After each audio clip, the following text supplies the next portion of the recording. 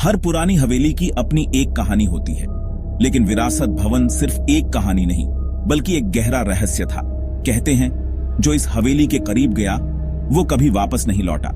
आज की कहानी आपको इस हवेली के उस राज से मिलवाएगी जिसे अब तक किसी ने नहीं सुलझाया।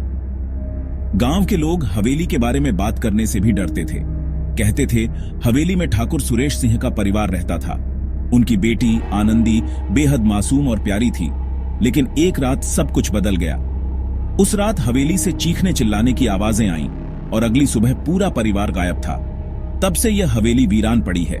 बेटा, उस हवेली के पास मत जाना, वहां सिर्फ मौत मिलती है।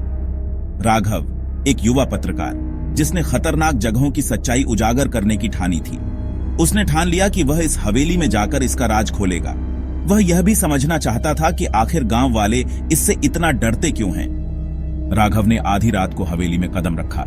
उसकी हरकतें सावधान लेकिन साहसिक थीं। जैसे ही उसने हवेली का जंग लगा दरवाजा खोला, अंदर का माहौल डरावना था।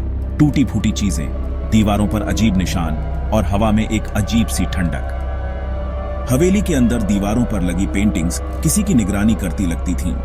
अचानक राघव को एक फुसफुसाने की आवाज सुनाई दी। उसने पलट कर देखा, लेकिन वहां कोई नहीं था। उसने सोचा कि यह उसका भ्रम है, लेकिन वह गलत था। राघव को एक पुरानी डायरी मिली जिसमें ठाकुर सुरेश सिंह के परिवार के बारे में लिखा था। डायरी में बताया गया था कि हवेली में कोई अजीब शक्ति रहती थी जिसने पूरे परिवार को अपनी चपेट में ले लिया। आखिरी पन्ने पर लिखा था, जो कोई भी यह पढ़ रहा है वह सावधान रहे, यह हवेली तुम्हारी कब्रगाह बन सकती है। तभी हवेली के एक कोने से एक हल्की आवाज आई। राघव ने देखा कि फर्श का एक हिस्सा हिल रहा था। उसने देखा कि वहां एक गुप्त दरवाजा था। उसने दरवाजा खोला और वह तहखाने की ओर बढ़ा। तहखाने में कदम रखते ही माहौल और भी डरावना हो गया।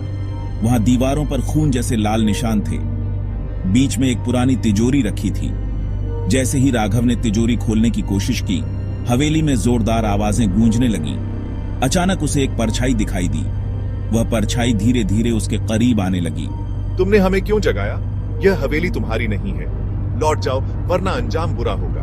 तिजोरी के अंदर सोने चांदी के गहने और कुछ दस्तावेज थे। उन दस्तावेजों से पता चला कि ठाकुर सुरेश सिंह ने अपने लालच में कई मासूम लोगों की जान ली थी। उनकी आत्माएं अब इस हवेली में फंसी हुई थीं। राघव ने महसूस किया कि हवेली का राज जानने की कीमत उसकी जान हो सकती थी। उसने खजाना वहीं छोड़ दिया और बाहर की ओर भागा।